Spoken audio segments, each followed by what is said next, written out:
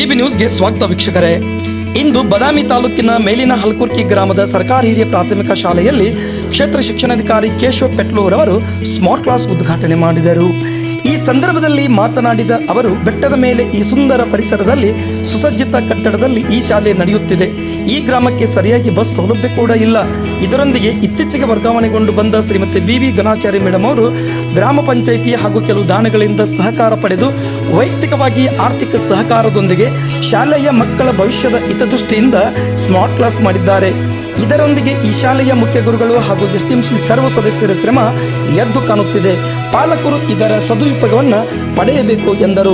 ಭವಿಷ್ಯದಲ್ಲಿ ಇಡೀ ಭಾರತ ಡಿಜಿಟಲ್ನತ್ತ ಮುಖ ಮಾಡುತ್ತಿದ್ದು ಮಕ್ಕಳು ಈಗಿನಿಂದಲೇ ಇದರ ಮಾಹಿತಿಯನ್ನು ಪಡೆಯಬೇಕೆಂದರು. ನಂತರ ಮಾತನಾಡಿದ ಗ್ರಾಮ ಪಂಚಾಯತ್ ಆಡಳಿತಾಧಿಕಾರಿ ರಮೇಶ್ ಚೆನ್ನಾನಿಯವರು ಮಾತನಾಡಿ, ನಾನು ಕೂಡ ರಾಯಚೂರು ಜಿಲ್ಲೆಯಲ್ಲಿ 8 ವರ್ಷಗಳಿಂದ ಶಿಕ್ಷಕನಾಗಿ ಸೇವೆ ಮಾಡಿದ್ದೇನೆ. ಸರ್ಕಾರಿ ಶಾಲೆಗೆ ಅವಶ್ಯವಿರುವ ಸಂಪನ್ಮೂಲ ಏನು ಎಂಬುದು ನನಗೆ ಗೊತ್ತಿದೆ. ಈ ಕಾರಣದಿಂದ ನಾನು ಹಲ್ಕುರ್ಕಿ ಗ್ರಾಮ ಪಂಚಾಯತ್ಗೊಳಪಟ್ಟ 4 ಸರ್ಕಾರಿ ಶಾಲೆಗಳಿಗೆ LED ಕೊಡುಗೆ ನೀಡುವ ಮೂಲಕ, ಇದರ ಮಕ್ಕಳ ಹಿತದೃಷ್ಟಿಯಿಂದ LED ಕೊಡುಗೆ ನೀಡುವ ಮೂಲಕ ಅವರೊಂದು ಅನುಕೂಲತೆ ಹಿತದೃಷ್ಟಿಯಿಂದ ಈ ಒಂದು ಸೌಲಭ್ಯವನ್ನು ನೀಡಿದ್ದೇವೆ. ಇದರ ಸದುಪಯೋಗವನ್ನು ಶಿಕ್ಷಕರು ಮಕ್ಕಳಿಗೆ ನೀಡಬೇಕು. ಭಾರತ ಡಿಜಿಟಲ್ ಅಂತ ಮುಖ ಮಾಡುತ್ತಿದ್ದು ಗ್ರಾಮೀಣ ಮಕ್ಕಳಿಗೆ ಇದರ ಅನುಕೂಲತೆ ಇಲ್ಲ. ಖಾಸಗಿ ಶಿಕ್ಷಣ ಶಾಲೆಗಳಲ್ಲಿ ಡಿಜಿಟಲ್ಗೆ ಹೆಚ್ಚಿನ ಮಹತ್ವವನ್ನು ನೀಡಲಾಗುತ್ತಿದೆ. ಈ ದೃಷ್ಟಿಯಿಂದ ಗ್ರಾಮೀಣ ಮಕ್ಕಳು ಕೂಡ ಇದರ ಸದುಪಯೋಗವನ್ನು ಪಡೆದುಕೊಳ್ಳಬೇಕು ಎಂದರು. ನಂತರ ಮಾತನಾಡಿದ CRP ಲೋಕೇಶ್ ಪಡೆಪ್ಪನವರು, ಶಿಕ್ಷಕರು UR ಜಾಧವ್, ಶ್ರೀಮತಿ PR ಚಿಕ್ಕಣ್ಣವರ್, ಮುತ್ತಪ್ಪ ಜುಮನ್ನವರ್ ಹಾಗೂ SM ಹರ್ದೋಳಿ ಮುಂತಾದವರು ಈ ಸಂದರ್ಭದಲ್ಲಿ ಈ ಸ್ಮಾರ್ಟ್ ಕ್ಲಾಸ್ ಬಗ್ಗೆ ಕೊಂಡಾಡಿದರು. ಇದರ ಸದುಪಯೋಗವನ್ನು ಗ್ರಾಮದ ಎಲ್ಲ ಪಾಲಕರು ಸದುಪಯೋಗ ಮಾಡಿಕೊಳ್ಳಬೇಕು ಮತ್ತು ಸರ್ಕಾರ ಶಾಲೆಯನ್ನು ಉಳಿಸಬೇಕು. ಕಡ್ಡಾಯವಾಗಿ ತಮ್ಮ ಮಕ್ಕಳನ್ನು ಸರ್ಕಾರಿ ಶಾಲೆಗೆ ನೋಂದಾಯಿಸಬೇಕು ಎಂದು ಕರೆ ನೀಡಿದರು.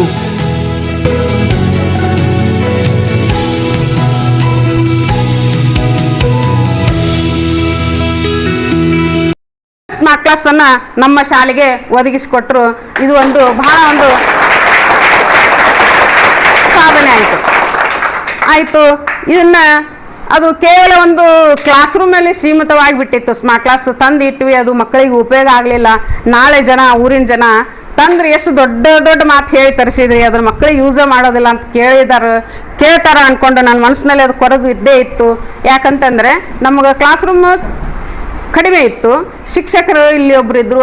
ಈ ರೂಮಿನ ಶಿಕ್ಷಕರು ಹೆಚ್ಚುವರಿಯಾಗಿ ಹೋದಾಗ ಇದು ಕ್ಲಾಸ್ ರೂಮ್ ಖಾಲಿ ಉಳಿತು. ತಕ್ಷಣ ಇದನ್ನು ಏನು ಮಾಡಿದೆ ಅಂತಂದ್ರೆ, ನಮ್ಮ ಹಿರೇಮಠ ಗುರುಗಳು, ನಮ್ಮ ಯಜಮಾನರು, ನಾವು ಒಟ್ಟಿಗೆ ಇದನ್ನು ಸೇವೆಯನ್ನು ಮಾಡಬೇಕು ಅಂದ್ಕೊಂಡು ನಾವು ಅದನ್ನು ಮನಸ್ಸಿನಲ್ಲಿ ತಗೊಂಡು ಊರಿನವರನ್ನು ಸ್ವಲ್ಪ ಅವ್ರಿಗೆ ರಿಕ್ವೆಸ್ಟ್ ಮಾಡಿಕೊಂಡು ಈ ರೀತಿ ಮಾಡ್ಬೇಕಂತ ಮಾಡ್ಯಾರ ಟೀಚರು ಅಂತೇಳಿ ಅವರಿಗೆ ಕೇಳಿದಾಗ, ದಾನಿಗಳು 1000 ಕೊಟ್ಟರು, 500 ಕೊಟ್ಟರು, 200 ಕೊಟ್ಟರು. ಇಲ್ಲಿ ದಾನಿಗಳ ಹೆಸರು ಇದ್ದಾವೆ, ನಾ ಮಾಡಿದಂಥ ಖರ್ಚು ವೆಚ್ಚನೂ ಇದೆ. ನಾನು ಅದನ್ನೆಲ್ಲ ನಿಮ್ಗೆ ಹೇಳ್ತೀನಿ. ಆ ದಾನಿಗಳು ನನ್ನ ಮುತ್ತಿನ ಹಾರ, ಅವರಿಗೆ ಅಲ್ಪ ಗೌರವವನ್ನು ಕೊಡಬೇಕು ಅಂತ ನನ್ನ ಆಶಯೋಕ್ತಿಯಿಂದ ಅವರಿಗೆ ಸನ್ಮಾನನೂ ಇಟ್ಕೊಂಡಿದ್ದೀನಿ.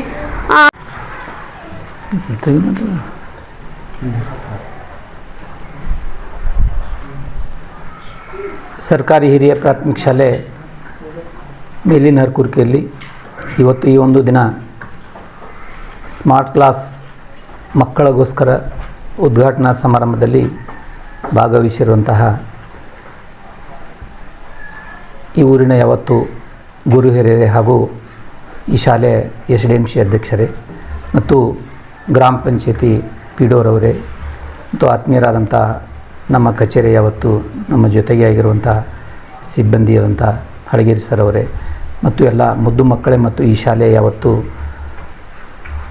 ಸಹಶಿಕ್ಷಕರೇ ಮತ್ತು ಈ ಊರಿನ ಯಾವತ್ತು ನಮ್ಮ ಮಹಿಳಾ ತಾಯಂದರೇ ಮತ್ತು ಪೋಷಕರೇ, ಬಹುತೇಕ ನಾವು ಕಲಿಯುವಂಥ ಸಂದರ್ಭದಲ್ಲಿ ಮತ್ತು ನೀವು ಕಲಿಯುವಂಥ ಸಂದರ್ಭದಲ್ಲಿ ಎರಡನ್ನೂ ಆಲೋಚಿಸಿದಾಗ ನೀವೆಲ್ಲ ಭಾಳ ಪುಣ್ಯವಂತರು ಅಂತ.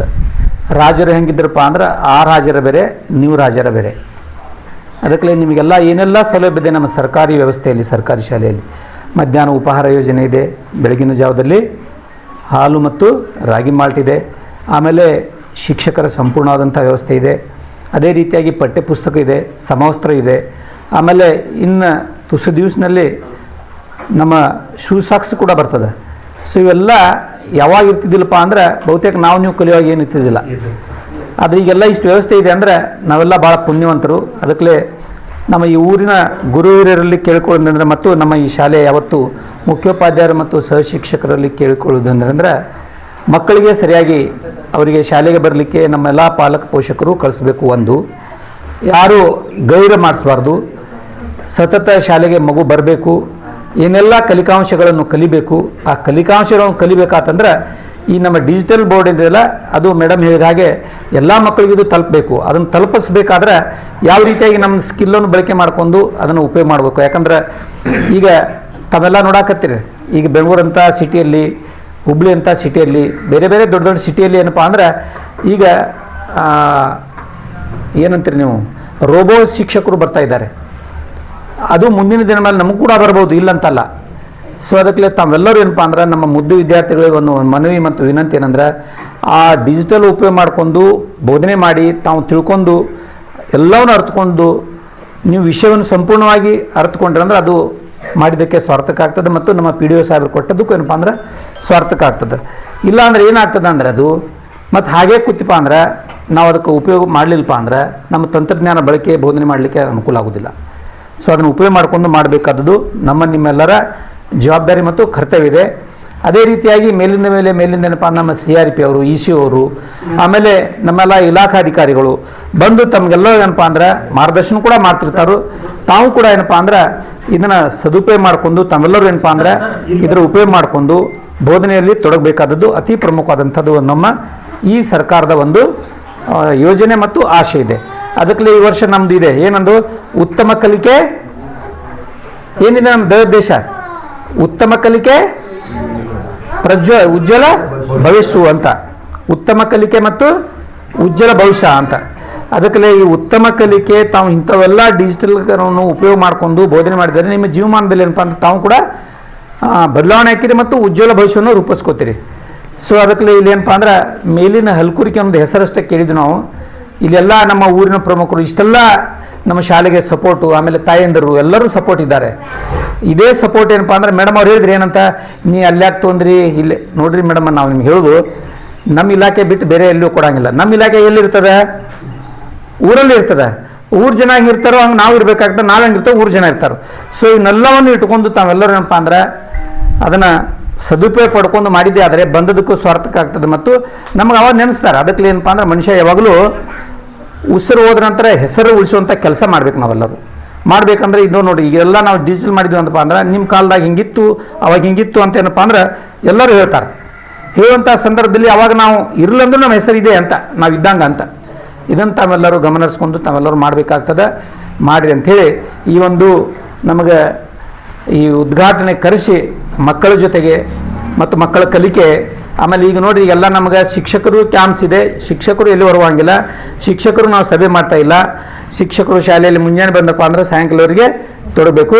ಆಮೇಲೆ ಮಕ್ಕಳಿಗೆ ಏನಪ್ಪ ಅಂದ್ರೆ ಫೇಸ್ ಅಟೆಂಡೆನ್ಸ್ ಇದೆ, ನಿಮಗೆಲ್ಲ ತೊಗೊಳಕ್ತಾರಲ್ಲ ಫೇಸ್ ಅಟೆಂಡೆನ್ಸ್ ಕೊಟ್ರಿ ಈಗಾಗಲೇ. ಎಸ್ ನೋಡ್ರಿ, ಇವೆಲ್ಲ ಯಾಕೆ ಸಿಸ್ಟಮ್ ಇದೆಪ್ಪ ಅಂದ್ರೆ ಸರ್ಕಾರಕ್ಕೆ ನಾವು ಸರ್ಕಾರ ಏನು ಹಾಕಿಕೊಂಡಿರ್ತದ ಯೋಜನೆಗಳನ್ನು ಮತ್ತು ಆ ಸ್ಕೀಮನ್ನು ನಾವು ಸದುಪಯೋಗ ಮಾಡ್ಕೋಬೇಕಾಗ್ತದೆ, ಬಳಕೆ ಮಾಡ್ಕೋಬೇಕಾಗ್ತದೆ. ಅದು ಸರ್ಕಾರಕ್ಕೆ ಒಳ್ಳೆ ಫಲಿತಾಂಶನೂ ಹೋಗ್ತದೆ.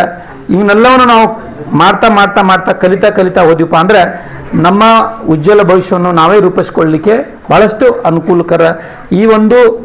ಈ ತಂತ್ರಜ್ಞಾನ ಬಳಕೆ ಮಾಡ್ಕೊಂಡು ನಾವು ಬೋಧನೆ ಮಾಡಿದ್ದೆ ಆದರೆ ಅದು ಸಾರ್ಥಕ ಆಗ್ತಂತ ಹೇಳಿ ನಾನು ಇಲ್ಲಿವರೆಗೆ ನಾವು ಕರೆಸಿ ಮಾತನಾಡಲಿಕ್ಕೆ ಅವಕಾಶ ಕೊಟ್ಟಂಥ ಈ ಶಾಲೆಯ ಮುಖ್ಯೋಪಾಧ್ಯಾಯರು, ಸಹಶಿಕ್ಷಕರು ಮತ್ತು ಈ ಊರಿನ SDMC ಅವರು ಮತ್ತು ಈ ಶಾಲೆ ಸದಸ್ಯರು, ಊರಿನ ಪ್ರಮುಖರು ಮತ್ತು ಶಿಕ್ಷಣ ಪ್ರೇಮಿಗಳೆಲ್ಲರಿಗೂ, ಆಮೇಲೆ PDO ಸಾಹೇಬರಿಗೂ ವಂದನೆ ಹೇಳಿ ಮತ್ತು ನಮ್ಮ ಈ ಭಾಗದ CRP ಆದಂಥ ಪಡೆಯಪ್ಪನವರು ಕೂಡ ಇಲ್ಲಿ ಆಗಮಿಸಿದ್ದಾರೆ.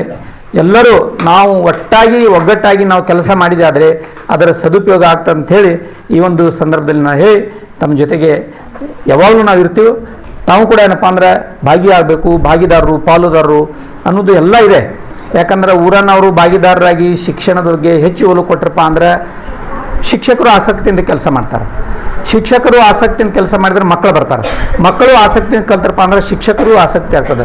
ನಾವು ಇವನ್ನೆಲ್ಲವನ್ನು ಪಡ್ಕೊಂಡು ಮಾಹಿತಿ ಪಡ್ಕೊಂಡು ಏನಪ್ಪ ಅಂದ್ರೆ ನಾವು ಸರ್ಕಾರಕ್ಕೆ ವರದಿ ಮಾಡಿದ್ವಿ ಅಂದ್ರೆ ಸರ್ಕಾರ ಏನೆಲ್ಲ ನಮ್ಮ ಮಕ್ಕಳಿಗೆ ಇಲಾಖೆಗೆ ಏನೇನು ಬೇಕೋ ಅವನ್ನೆಲ್ಲವನ್ನು ಈಡೇರಿಸಲಿಕ್ಕೆ ಸಾಧ್ಯ ಇದೆ ಅಂತೇಳಿ ಈ ಸಂದರ್ಭದಲ್ಲಿ ಇವತ್ತಿನ ದಿನ ಏನು ಹೇಳಿದ್ರಿ, ಈ ಸ್ಮಾರ್ಟ್ ಕ್ಲಾಸ್ ಉದ್ಘಾಟನೆ ಸಂಬಂಧಪಟ್ಟಂತೆ ನಮ್ಮ ಗ್ರಾಮ ಪಂಚಾಯತಿ ವ್ಯಾಪ್ತಿಯಂತ ಎಲ್ಲ ಸರ್ಕಾರಿ ಶಾಲೆಗೆ ನಾವೆಲ್ಲ ಇನ್ನೂ ಸ್ಮಾರ್ಟ್ ಬೋರ್ಡನ್ನು ಕೊಡಿಸಿದ್ದೀವಿ. ಆದರೆ ಈ ಹೆಂಗೆ ಒಂದು ಕೈಯಲ್ಲಿ ಚಪ್ಪಾಳೆ ಆಗಲ್ವೋ ಅದೇ ರೀತಿಯಾಗಿ ನಾವೊಬ್ಬನೇ ಏನು ಮಾಡೋಕ್ಕಾಗಲ್ಲ. ನಮ್ಮ ಈ ಹಲ್ಕುರ್ಕಿ ಗ್ರಾಮ ಪಂಚಾಯತಿಯಲ್ಲಿ ಬರುವಂಥ 4 ಗ್ರಾಮದ ಗ್ರಾಮ ಪಂಚಾಯತಿ ಅಧ್ಯಕ್ಷರು ಹಾಗೂ 4 ಗ್ರಾಮದ ಸದಸ್ಯರು 19 ಸದಸ್ಯರು ಅವರಲ್ಲಿ ಸಹ ಇಚ್ಛಾಶಕ್ತಿ ಇತ್ತು, ಏನು ನಮ್ಮ ಶಾಲೆಗೆ ನಮ್ಮ 3 ಶಾಲೆಗೆ ಏನು ಮಾಡಬೇಕಂತ.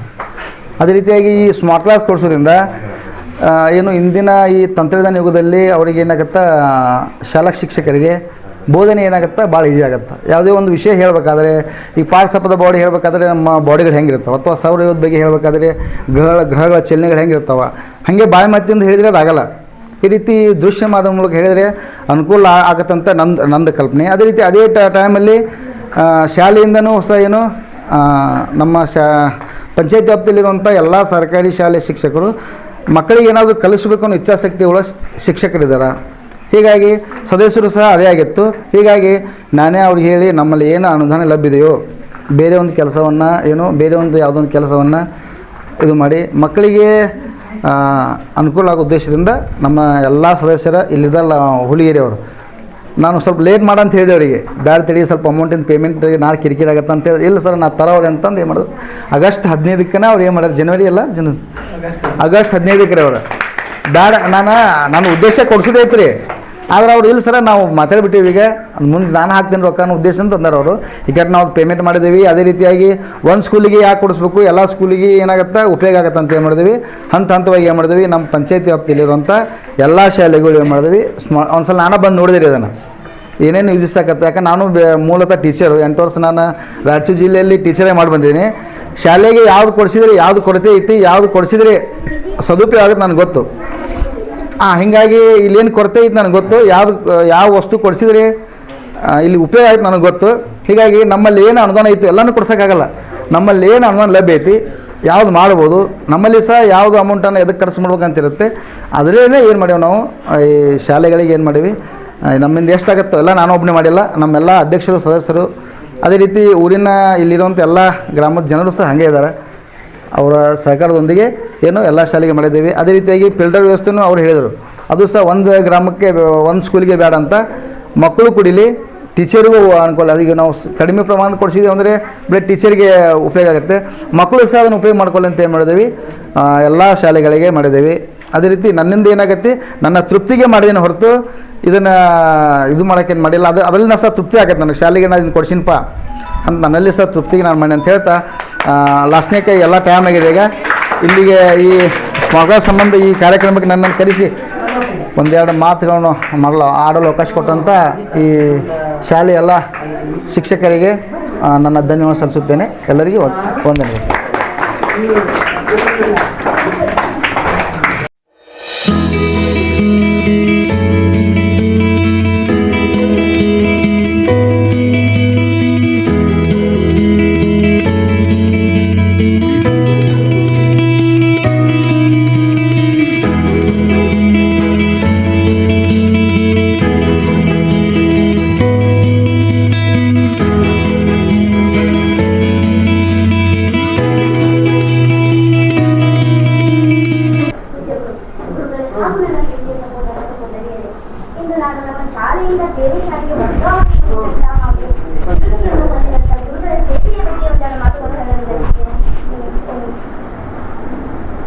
ಅಖಂಡ ವರ್ಷಗಳವರೆಗೆ ನಮ್ಮ ಶಾಲೆಯಲ್ಲಿ ಸೇವೆಯನ್ನು ಸಲ್ಲಿಸಿ 36/2026ರಂದು ನಿವೃತ್ತಿಯನ್ನು ಹೊಂದಿದಂತ ಶ್ರೀ SS ಹಿರೇಮಠ್ ಗುರುಗಳಿಗೆ ಹಾಗೂ ವರ್ಗಾವಣೆ ಹೊಂದಿದಂತ ಲೋಕಾಪುರ್ ಗುರುಗಳಿಗೆ ಹಾಗೂ ಗೌಡರ್ ಗುರುಗಳಿಗೆ ನನ್ನ ಪರವಾಗಿ, ನನ್ನ ಶಾಲೆಯ ಪರವಾಗಿ ನಮಸ್ಕಾರಗಳನ್ನು ಹೇಳುತ್ತಾ, ಇಂದು ಗೌರವಿಸಲ್ಪಡುತ್ತಿರುವ ಗುರುಗಳು ನಮಗೆಲ್ಲ ಮಾರ್ಗದರ್ಶಕರಾಗಿ ಒಳ್ಳೆಯ ವ್ಯಕ್ತಿತ್ವವನ್ನು ಪಡೆದವರಾಗಿ ಉತ್ತಮ ಸಹನೆ ತಾಳ್ಮೆಯನ್ನು ಹೊಂದಿದವರು.